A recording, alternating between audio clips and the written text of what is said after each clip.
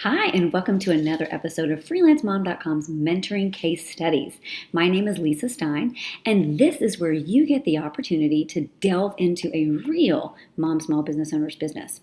What we do is we learn about their goals and objectives, and then we pick a specific objective that they're working on and match them with an expert that has a deep knowledge and is known for having deep knowledge on that specific area.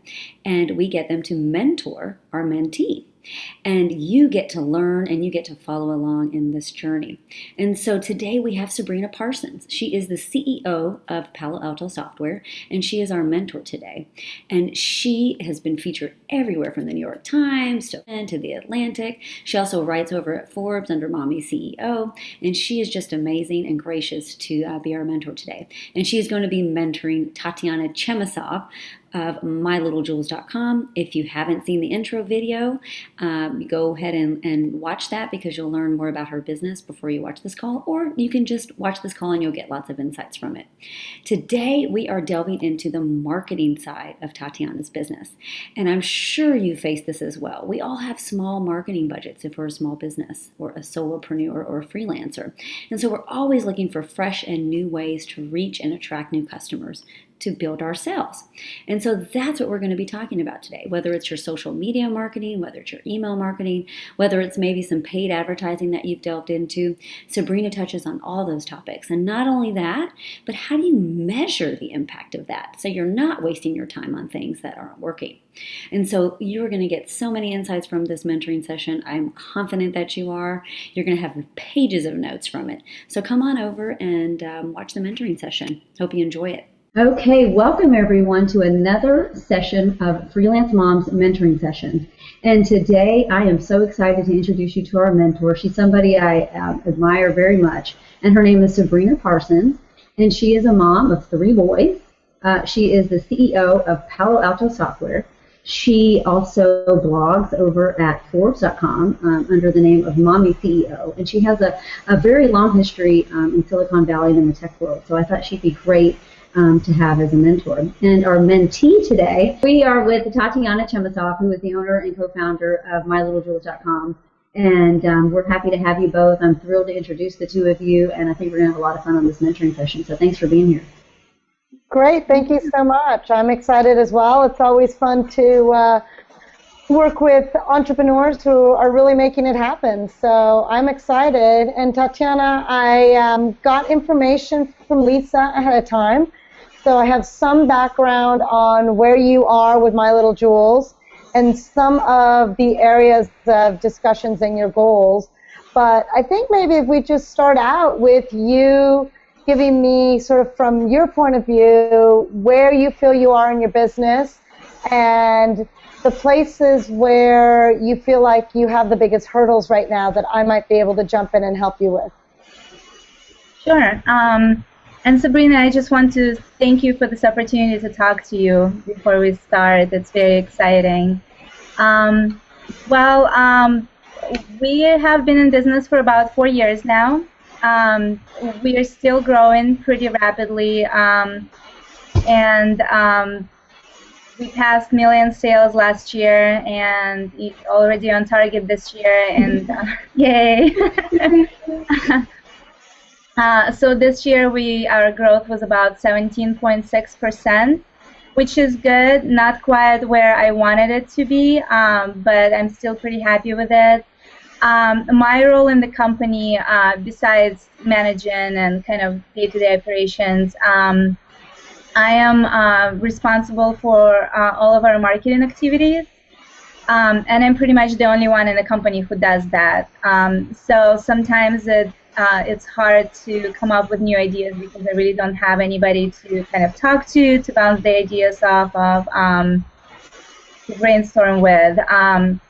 So that's one of the things that I kind of wanted to get your advice on. Most of our marketing is online. Since we're an online boutique, I feel like that's more appropriate for us. And the majority of it via social media. We do a lot of things on Facebook. We do things on Google Plus and Instagram, Pinterest. We have a blog. So I'm always looking for kind of new ways to reach our potential customers and maybe connect with the customers that we already have to get their feedback and just kind of build a stronger relationship with them. So that's one of the things that I wanted to discuss. I don't know if you looked over some of the things that we are doing, but maybe there's something else that can be done, or some new things that I'm not aware of. Absolutely, yeah. I did see. I mean, the good news is you're doing a lot of things already. A lot of times I talk to companies and you have to convince them that they have to start really thinking about how to get across all the social media channels that make sense. And I think when I look at your website, clearly you're targeting moms, and Facebook and Pinterest in particular, you get a lot of your target market on Facebook and Pinterest. And so the fact that you guys are doing that in conjunction with YouTube and Instagram and Twitter is already, puts you at a really good point above a lot of other small businesses that are maybe a little more hesitant. I'm curious, when you do things, I'm actually looking at your My Little Jewels on Facebook right now. I've clicked over to Pinterest and to Twitter. When you do something like a Monday giveaway on Facebook or any sort of promotion across the different channels, how do you measure the success? What are you doing on the back end from a data perspective to know if something's successful or not? And do you do any A/B testing?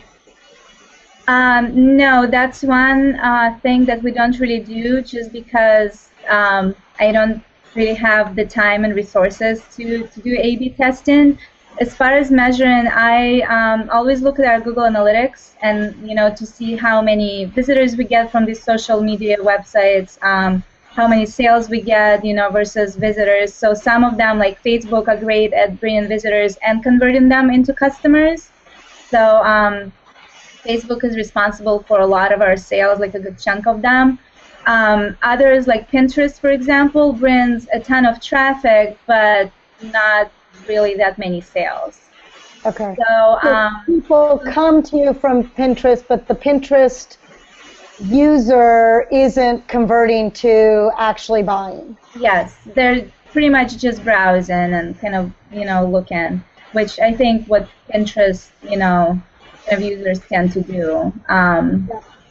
So that's pretty much all the monitoring we do. As far as Facebook, since it brings a lot of our sales, it's kind of our main focus. And so most of the things that we do on Facebook are directed toward engaging our customers and kind of acquiring new potential customers. Once we have them on Facebook, it's easier to kind of convert them into, real customers. Okay, and on Facebook, what's been most successful to drive people to like your Facebook? Is it other customers who are sharing your information? Are you doing Facebook advertising? What do you do to drive the traffic to Facebook, since it's one of your top converters? Yeah, well, we do our I Heart Mondays giveaways, which is one of the biggest things. We've been doing it for at least 3 years now. And the only ads that we run are during the giveaway for the giveaway. Okay. So we're not advertising our Facebook page. We're not advertising our website. We're advertising the giveaway to get people to come to our page. And then during the giveaway, people, comment and they share the picture. So that brings a lot of additional traffic as well. I always try to post things that I know will engage customers. For example, I'll post 2 outfits and I'll ask them, which one do you like the most, A or B? Like, here's the headband that you can win if you comment on this picture. Or just kind of, do you like this outfit? Things like that kind of encourage our, Facebook followers to either like or comment or share the picture. So that's how I kind of try to get them engaged. Okay, and so do you know, when you do the Facebook advertising for the giveaway, have you measured all the way so you know what the actual return is on the ad spend on Facebook. So, for instance, if you spend $10 in Facebook, do you know what that returns to you in actual sales? Have you been able to track that? No. Okay, so I definitely, and I'll follow up after this, but I would say that would be number one, because you're at this point. I saw from Lisa's background on you that you did have the opportunity to speak with Rand Fishkin of Moz, which is fantastic. I mean, from an SEO perspective, you can't get better than Moz. And Moz, you should have a subscription to it. You should follow it. They've got such great information. But that's on the SEO side. If you're going to be spending money on any online ads, you really want to be measuring all the way through. For instance, for Palo Alto Software and LivePlan, our business planning product, we spend pay-per-click money in Google, in Yahoo, in Facebook, but I can tell you what my return on investment is. And in fact, we don't spend money in pay-per-click advertising where we can't get at least 180% return on investment. So $1.80 for every dollar we spend. And I think that you're at the point where you're doing enough and you're sophisticated enough that if we help you put a little bit more sophisticated tracking, then you can start feeling a little bit more free to spend money because you know that it's driving actual sales. So if you can figure out that formula, like for instance, if I advertise in Facebook in these ways, I know that for every $10 I spend, I'm going to get, $18 back, then you can feel a lot. Clearly, there's always a point at which you reach the top of the kind of the bell curve of return on investment. I mean, I wish I could spend $5 million every month on pay-per-click, because if I have an 180% return, then that would just be more. But we can't. We spend somewhere in the nature between, depending on time of year and how keywords are performing, between $90,000 and $200,000 a month on pay-per-click, and just in Google. So not mentioning other places. But when I see that money and when we spend it, that it's not a budget that I have to be concerned about. It's the monitoring and the reporting, because I know that when we spend the money, I'm getting a return on that money at 180%. So I think for you to start to figure out and really understand, when you do your Facebook advertising for the giveaway, for instance, what does that translate into a conversion rate? People who come, participate in the giveaway, and then actually end up back on your site and buying clothes. And at the end of the day, how much revenue do you get from your spend? Because I think you can probably get to a point where you are either breaking even or making money on it. And because you're still in the early phases of your business, if you could break even, you're getting your branding and awareness out. And these are people that then come in, they buy your things, they get on your email list, maybe they sign up for your newsletter, and so at the end of the day, you can then market to them again. But in order to really, I think, grow and take the next step, beyond all the SEO fine-tuning, which is a constant battle and a constant game, I think you're ready, it sounds to me, and sophisticated enough to start kind of upping the ante on how you track and how you manage the data of what you're spending in marketing. Okay. Wow, that's fantastic. And one of the things that I'd love is, and I'll share with you, there's some great tools that are really affordable to use. Google AdWords actually has phenomenal tools that you can use even before you start spending money, where you can actually basically put a campaign together and then see what would happen if you spent that money. And Google has some simulators and some things in AdWords that allow you to get a sense of what would happen. But I definitely think that based on where you are today, you have to do that, because then you don't have to stress out about spending the money, right? If you know, if I spend the money in this way on these keywords with this demographic, this channel, I'm going to get a return on it.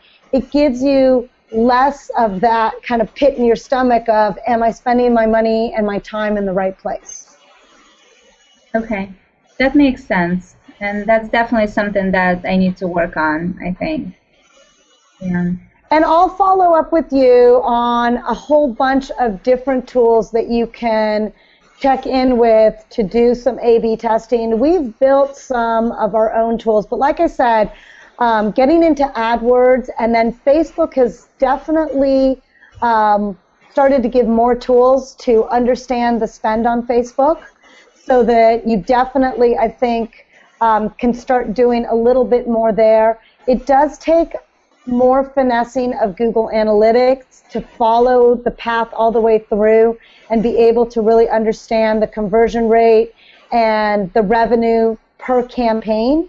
And so you'll definitely want to get into your Google Analytics and make sure that everything's set up correctly. And again, I can even put you in contact with someone within our company who's, that's all they do, that's their job. And so you can ask questions and say, okay, help me, how do I set it all up? But I definitely think that that's a really good next step.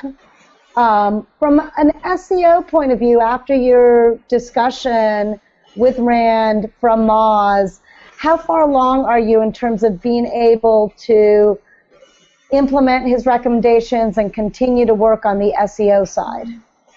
I've done pretty much everything that he recommended except for moving the blog over to our website, just because, as it turned out, it's not technically possible with the platform, with the e-commerce platform that we're using. Our biggest concern was, or our biggest problem was the fact that we had a manual penalty by Google because of the things that our previous SEO company did. So it took me a few months and a lot of hard work to get that removed. And once that happened, we saw right away almost a 50 or 100% increase in our ranking. So we went like from position 40 to position 20 almost overnight. And then since then, it's been improving. But it's definitely something that I feel like I have to work on almost every day, because if I don't, then we start kind of slipping down, just because there's so many other boutiques like us competing for the same keywords. So you have to be on top of it all the time. And that's a constant. And I know it's hard, and especially if you're in charge of it 100%. You know, and trying to juggle everything, but you have to work on it every day, and the landscape's always changing. But I do think, and it sounds like Rand really talked to you about that, is if you really look at your SEO from a perspective of playing the game to really not trick customers, to use keywords that make sense, to bring customers in who are looking for what you have, you will continue to move up in the rankings. Time and time again, we have seen our competitors try to play games to just game the system and get more traffic in, and then Google makes changes to their algorithm and they get penalized. And as long as we focus on providing high quality content to the right people, we continue to get bumps in our SEO presence when Google goes and makes changes to their algorithm. Yeah, and I feel like that's where everything is going. Google is constantly trying to make changes that will focus on relevant content that people actually will want versus just keyword stuff, you know, paragraphs and Exactly. The other thing that I'm curious about is when you do any, like, you know, as you start to think of doing pay-per-click advertising, doing more advertising in Facebook, are you guys using any landing pages? If you advertise or you rank for a certain keyword, obviously organically people just come into your website. But do you have any specific landing pages so that if I search on a certain term or you advertise to me, I'll go directly to a special page? Or do you guys not do any pay-per-click advertising or any paid advertising right now beyond the Monday giveaway? We don't do any pay-per-click at the moment. I have started kind of playing around with remarketing campaigns. Yep. That's one of the things that I want to do. I have kind of my own philosophy on ads and pay-per-click, and I really want to focus on growing my business organically versus through advertising. So that's one of the reasons why we don't really do that many ads. But remarketing is something that I'm working on right now. And I don't have specific landing pages for that yet, but I know that you can set it up where if people visit certain product pages or look at certain products, they're shown specific ads. So I do want to get to the point where they are coming to pages that are more relevant versus just our homepage. Sorry, go ahead. Well, and I was going to say, if you just keep in mind a lot of those principles that you're using for SEO and for organic traffic growth, and you apply those anytime you do any pay for advertising, including remarketing, you're going to see success and better returns. The more that someone who clicks on something that's specific gets to a place on your website that's more specific, the better off it is. And I'll give you a couple examples of e-commerce shops that have done it in a really good way and then those that have done it in a bad way. There's an outdoor e-commerce shop, and they're actually located in Bend, Oregon, and a local Oregon company. We used to be in Silicon Valley, but we actually moved to Oregon now, so we're in Oregon despite our name. So I like to support local companies, and this particular e-commerce shop drives me crazy because I will be searching for something specifically for one of my boys. We do a lot of outdoor activities, especially in the winter, so they need good outdoor gear. And I will be searching for a certain brand of jacket or long underwear or something that I know is going to keep my boys warm. I find it organically within search on this website. I click over, and then it's out of stock, and they don't have it, and it drives me crazy. And it makes me not want to shop with them because I feel like they're wasting my time. So think about those types of things as you start to get more sophisticated, both in your SEO and if you start doing some remarketing, and specifically remarketing products if people have visited things. Because the more that you can cater to someone and they look at something, whether it's an organic listing or a remarketing ad, and then they get to a place on your site that speaks to them, makes everything easy. It's the exact type of clothing or dress or outfit or occasion that they were looking for, you're going to see a better e-commerce conversion rate. Because people are going to trust you, people are going to be happy.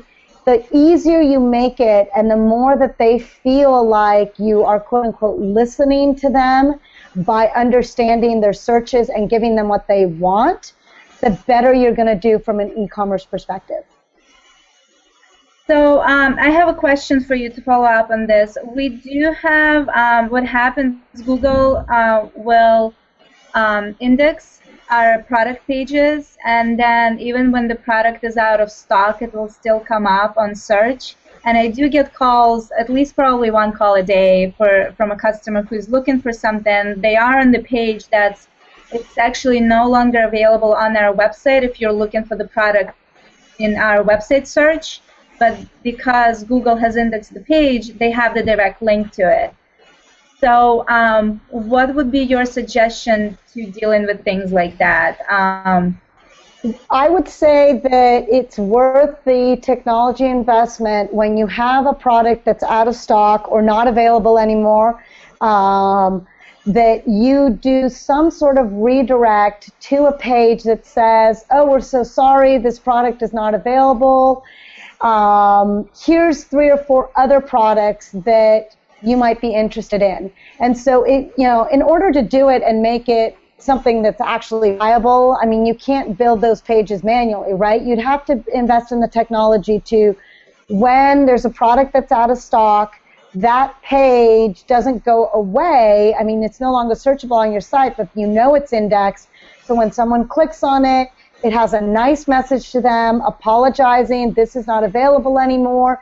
And then based on product categories, descriptions, anything that you can do in terms of how your website is built from a category point of view or a description or tags, if you could then use that to suggest 3 or 4 other products that are available that are like that product that the person was looking for. It's kind of like what Amazon does when you search for something and then they tell you people who searched on this also liked these other products. It's that ability to do that. And it may be that you start in a manual way, that you pick the 4 or 5 sort of most popular items that are out of stock, and you just build those redirects and then put in, you know, these products are available instead, and see what happens and measure it and test it. Okay. So how much flexibility do you have in terms of My Little Jewels and where you're hosting it and your e-commerce checkout in terms of optimizing the commerce experience? Are you bound by your provider, or can you make some changes in sort of the e-commerce funnel, as we would call it, to optimize the people who are already coming in and get them to actually buy things, and also minimize their dropout throughout that cart process? Our e-commerce platform is pretty restrictive. I mean, it has a lot of features, but it's not very flexible as far as custom coding or anything like that. I know there are a lot of companies out there that integrate with our e-commerce platform. We've looked at them. It's just a matter of having the budget, because most of them are pretty pricey. Okay, and what are you using for your e-commerce platform? Volution. Okay. Mm-hmm.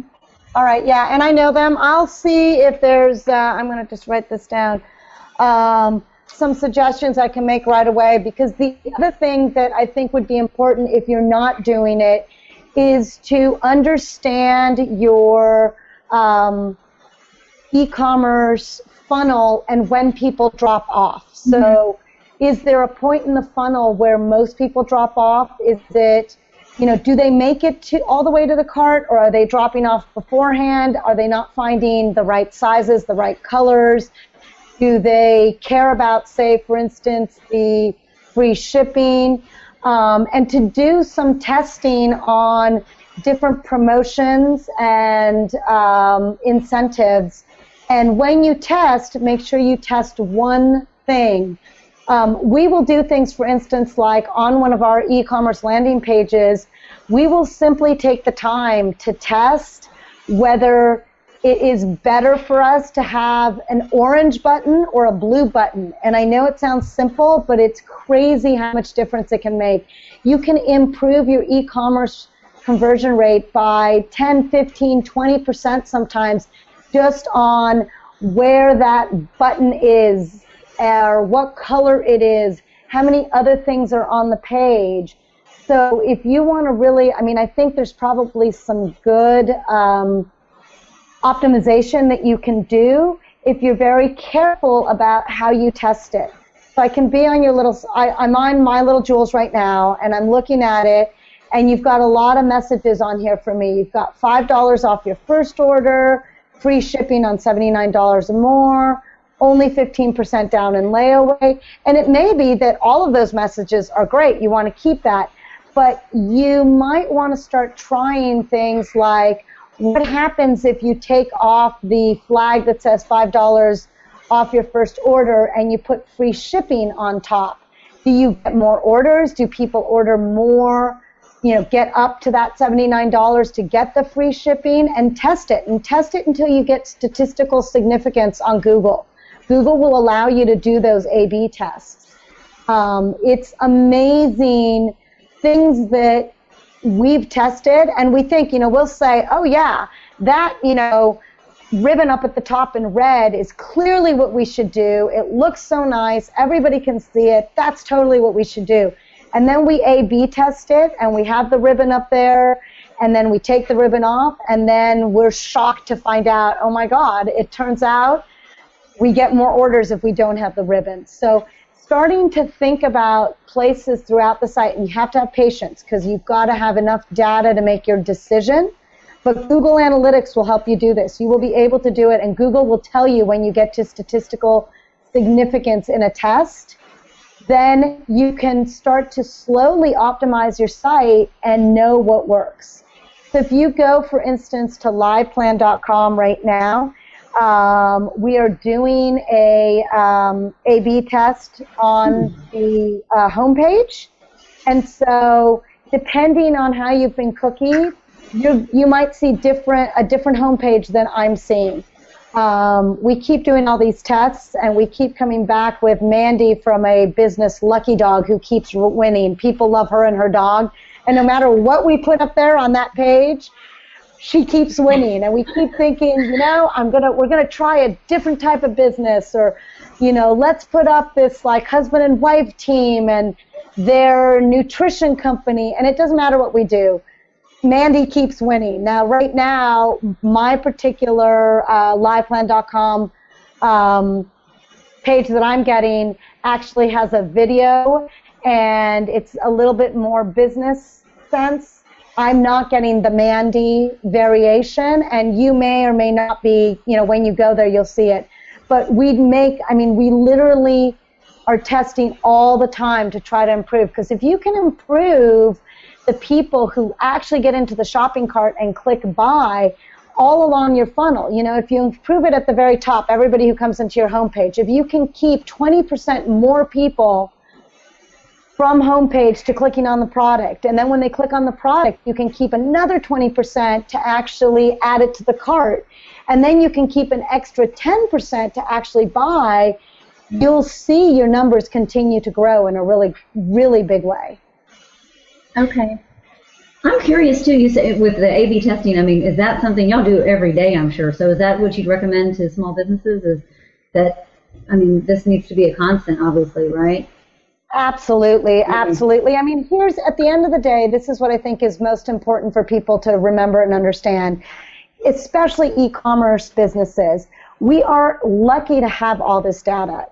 When you run a retail shop and you're dealing with people and foot traffic and people coming in, you don't have all that data. We're really lucky. If you're running an e-commerce shop, you have so much data. Now, the problem with all that data is organizing it and being able to get your arms around it. So you have to be very purposeful, you have to be very methodical, and you have to use the tools in the right way. We've made the mistakes, way back when, 6-7 years ago, we redid our whole e-commerce checkout process because we thought it was really ugly, it looked horrible, and we were sure we could improve it. And we changed everything. We changed the layout, we changed the colors, we changed the graphics, we changed the process.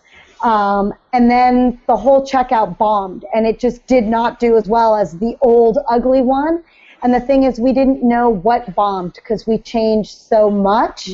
So I think that one key thing for people to remember is, if you change too many things, then you can't attribute success or failure on one thing or another. So go back to that example that I gave you about the blue button versus the orange button. If on that page I change the blue button to orange, but I also change the way the header looks and the messaging and the image, then I don't know if that page is successful, why it's successful. And the key is to start understanding what works and what doesn't. What color button works, what offer works.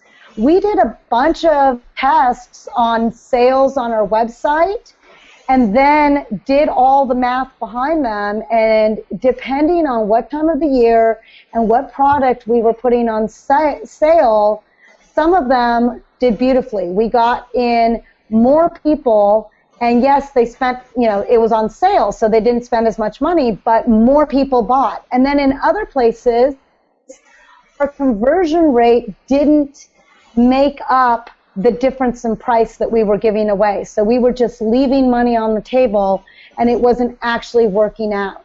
So every time you try some sort of sales or marketing initiative, have a very clear objective. What is it that I'm doing? how am I going to do it, and how am I going to measure and understand if it actually works? And I think, that can be really hard to do. You want to change so many things. It's really important for any e-commerce site to just use the power of that data, but then have the patience to test things one thing at a time. Okay. So Tatiana, do you feel like there's out of that, like that you can actually implement right away? Or, I mean, would you know exactly what to do in terms of looking at your Google Analytics and start testing things? I mean, I'll definitely start looking at where people are leaving the website, because that's something that's very easy to pull up in the analytics. At what point are they abandoning the site? I want to see if they're not finding the products that they're looking for, or if they're filling up the shopping carts and then not checking out. So I'll definitely start looking at that, and then I think based on that, I'm going to try to figure out what are some of the things that we can improve on the website to make, to keep more people there, and so yeah, Absolutely. definitely. And then, I would do things, I'll give you a couple of tips. When you go through your shopping cart process, think about different things and test them. Anytime you have a coupon code or a gift card or something like that, it can actually depress your conversion rates. That doesn't mean you shouldn't have it, but for instance, if I go to any website and I see there's a coupon code, it makes me stop. I stop the purchasing process. I go to another tab in Chrome. I search My Little Jewels coupons, and I go to all those discount sites and I start trying to find a coupon code. And so it can distract me from the checkout process. Now, in our industry, we've decided we don't want the distraction and the drop-off rate, so we don't offer it. Now, I understand in yours and in clothing that people expect it, they want the coupon codes, but there may be some things that you can do to keep people there faster and longer. Because as soon as you've got a coupon code or a promo code in your shopping cart process, it makes people stop what they're doing and run around and try to figure out, where's my coupon? Can I get a coupon? Can I find it somewhere else? So it just sometimes is a distraction. So that might be an interesting test you do where you say, hey, for half of the traffic that comes, we're not going to display a coupon code, and let's see what happens. And do we get better conversion rates? Or in this market, do you need coupon codes? And then maybe when you come to apply a coupon code, you want to put information there about where to find the coupon code, and don't make them go out and try to find it. Okay. And definitely on the Google Analytics side, I'm happy to connect you with our e-commerce team. There's a couple of people there that, any one of them could help, but to give you some really good pointers of, if you were going to do some tests, if you're going to do some things, here's how you set up Google Analytics, and here's a couple of things that we suggest. Okay. So for the coupon code, we do have the welcome code, for example, that gives first-time customers $5 off.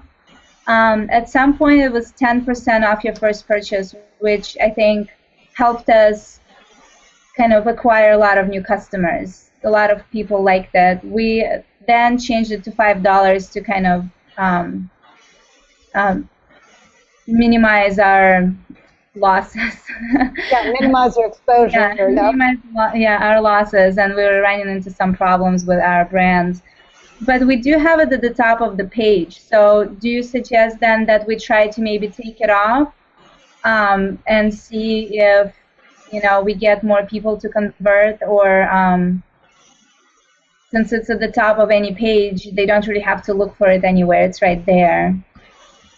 So I would make it more apparent. Like when I looked up here and it says code welcome, I almost didn't realize, somehow I read it and I thought it was a welcome code, but that I have to click because you have that link where you say some exclusions apply, and then you go to another page. So I might think about, don't necessarily take it off, but think about maybe making it bigger, or maybe say use code :welcome, maybe take out, maybe just put the little asterisk, but don't put the link to some exclusions apply, and then at the bottom of your page you can put the little asterisks in somewhere in your footer, and then, first-time buyer exclusions, and they can click on the link down there. I would definitely suggest that you think about simplifying, your header code. Maybe you want to sign up for the newsletter, but you want to put that somewhere else. Maybe you want to be in the left-hand side. You already have the email newsletter. I would test it. To me, when I look at it, I feel like there's a lot going on. And every time somebody can click and leave your e-commerce funnel, then you have to work to get them back.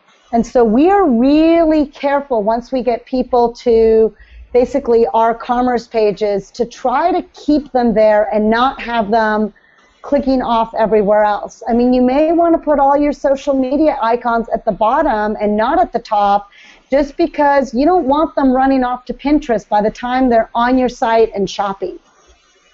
Okay, that makes sense. So yeah, I would say that would be a really interesting thing to start to look at, is just think about every place where you're giving a window for somebody to leave your site, and try to tighten that up, and think about not disrupting your e-commerce funnel. Once they're in that funnel, once they're looking at things, try as much as possible to funnel them through into that shopping cart.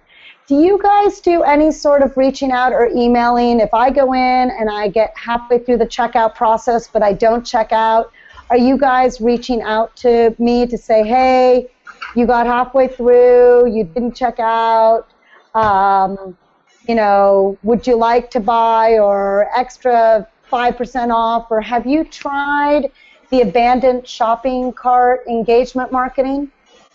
We haven't. We do have kind of a capability built into our e-commerce platform, but it's manual. So I have to go through all of the abandoned shopping carts and send, click, send, email. And it doesn't, I know with some of the campaigns like that, you actually get your items in the cart that you left in the cart in the email. It doesn't happen with ours. I did take a look at a few, but again, it was we ran into a budget issue because all of those are pretty pricey ones. But there are a couple there that are really good, and I really want to try them out at some point. Yeah, so what do you guys use for your email newsletter? What tool are you using? For email, we're using iContact. Okay, so there's some things there's some things that iContact could do, but I will definitely encourage you to check out MailChimp. It shouldn't be more expensive at all. It should be pretty similar priced, if not cheaper. And MailChimp has a lot more power, so that I think you could probably set up MailChimp to suck up the email addresses of people who've abandoned the cart and actually automatically send them. And so you might not be able to or anything else, but to be able to send them an email and say, hey, you were in the middle of shopping, you left, here's a coupon for an extra $5 off if you come back and shop and complete it. Something that can be generic so that you address the fact that you can't customize it right now. But iContact should be able to do it, but I know MailChimp, I love MailChimp. It's got way more power in terms of the ability to kind of segment customers, and then the reports that it has. It also has a beautifully simple interface. So I would suggest just checking out MailChimp and seeing if you can just automate the abandoned cart with an automatic message, not something that's customized based on what's in their cart or anything like that, but just this idea that you've got people who are putting things in their shopping cart and getting really close to coming to the cash register and then walking out of your store. So if you can somehow, automate a way so that it's not all you who's doing it, I think at least you can see if that makes a difference. Okay. And the other part I would definitely say is, if you use a tool like LivePlan or any other kind of business dashboard tool and just start tracking your financials, it'll help you potentially see places where you can make improvements. It may be that you see some kind of ups and downs in your gross margin, for instance, depending on, maybe over November where there's a lot of sales and, Cyber Monday and Black Friday, you see your gross margin go down, but your volume goes way up. But for you to start tracking your financial key performance indicators, revenue breakdown, expense, gross margin, also cash flow, the actual amount of cash in and out, so you make sure that you're always healthy there. Sometimes that can help you figure out places where you can focus on and really understand where maybe your margins are really going wrong, maybe you're giving too much money off, things that obviously you're aware of because you don't do 10% off your first order, you do $5 off. So obviously you saw, okay, this is affecting our gross margins and our profitability, we can't do that. The more that you understand where you can tweak things and where you can afford to maybe give a little bit away because you're going to get more volume versus places where you're doing promotions but you're not even getting more volume, then you're just leaving money on the table. Okay.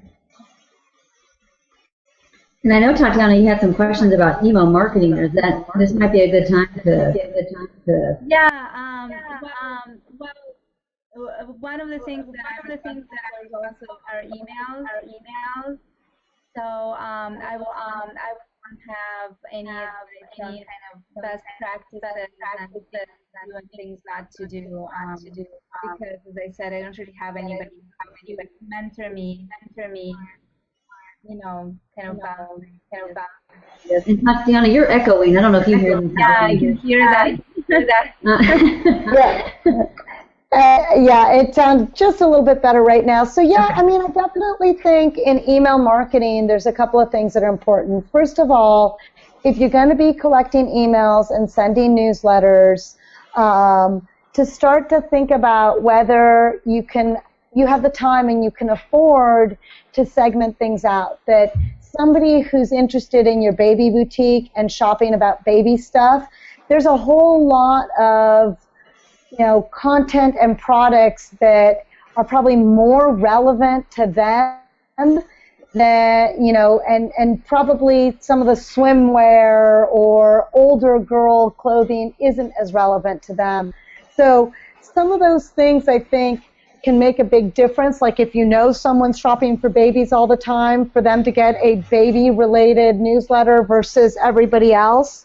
The other thing that's really important is to be keeping your newsletter list clean. If you have people who've not opened and clicked on a link in over 6 months, you don't get rid of that email address, but you should move that email address into the list.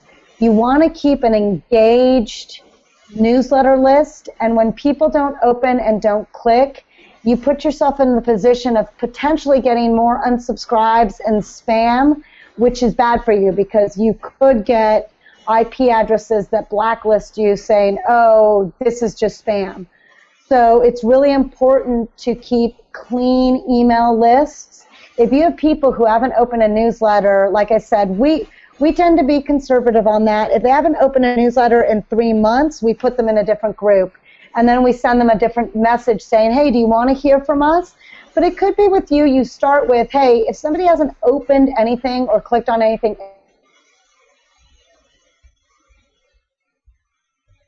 letters being, again, as relevant as possible. You've got all these great occasions that you feature on your website.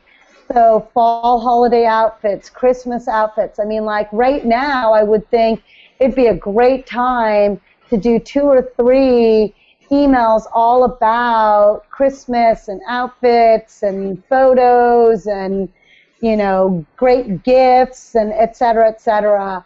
But as much as you can be relevant, as well as highlighting items that maybe you just want to move out of your inventory.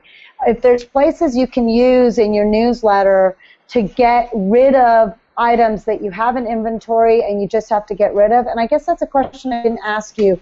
Do you buy a lot of inventory, or are you doing shipping kind of based on demand and drop shipping directly from your manufacturers? We don't do. We do a little bit of drop shipping, but it's only if we're out of stock in America. Okay. We acquire all of our inventory. Okay, so yeah, I mean, like I see you've got your warehouse treasures. You know, I assume that some of this are items that, you know, they're not in season anymore, you want to get rid of. I mean, I would definitely think about doing emails that feature, you know, deal of the week, deal of the month, you know, things like that. You can call it whatever you want to call it, something more creative than that.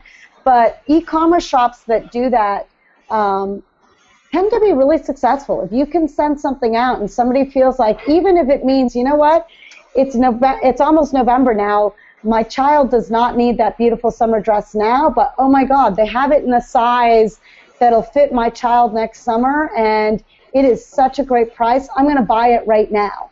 And so you might want to think about segmenting your emails for like new items versus items on sale. And then again, it's all about your open rates, your click-through rates, and then actually being able to measure how many dollars you get per email newsletter you send out. Okay. Do you have any suggestions on how to possibly activate some of those newsletter subscribers who don't open emails anymore? I would say start out with a really honest, straightforward email to them to just say, hey, we noticed you're not opening our emails, you know, you haven't been active, we want to know if you want to hear from us, and do an initial, you know, send, and maybe incentivize them in some way to want to listen to them. Give them something like, hey, did you know that we give tips about X, Y, and Z or something, but reach out to them as a separate group, so disengaged customers, and get them to engage or get them to just clear themselves out. If you don't want to just be sending out email to someone who's never going to open or click or is interested again, you might as well be honest with yourself and your email list and get rid of it. Okay. Well, I know we're at the top of the hour, and so I want to keep on our time. Sabrina, this is amazing. I mean, it's ridiculous how many notes I have here. And I'm sure Tatiana has a ton of notes herself. And so what we'll do is, oh, go ahead. I was going to say, it's fun. I really enjoyed it. And Tatiana, what I love and I'm excited about your business and your website is I feel like there's so much opportunity. There's so many things you can keep doing, and I know it can be overwhelming, and obviously you don't have a ton of budget, but you have so much what we would call low-hanging fruit. So if you can just organize, put things in lists, and tackle one thing at a time, you will see improvements. Okay, thank you.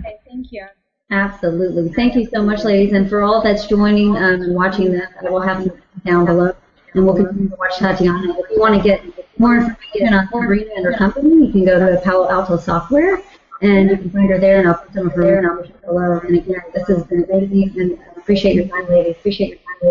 Great. Thanks so much, Lisa. Appreciate it. Bye. Thank you. Bye. Bye. Okay, so you've made it to the end of this mentoring session. I hope, like me, you have lots of insights on your own business that you got from watching this mentoring session with Tatiana and Sabrina. But I guess the question is, what can you do? What was the biggest insight you got out of this? I know for Tatiana, she is going to take a look at her homepage. She thought Sabrina's advice on that was very interesting in terms of all the things that she has on there. And of course, she has tons of things that she's going to be working on, and we will be sharing those results with you so you can follow along with this mentoring case study and learn about what Tatiana is doing in terms of the recommendations that Sabrina gave her.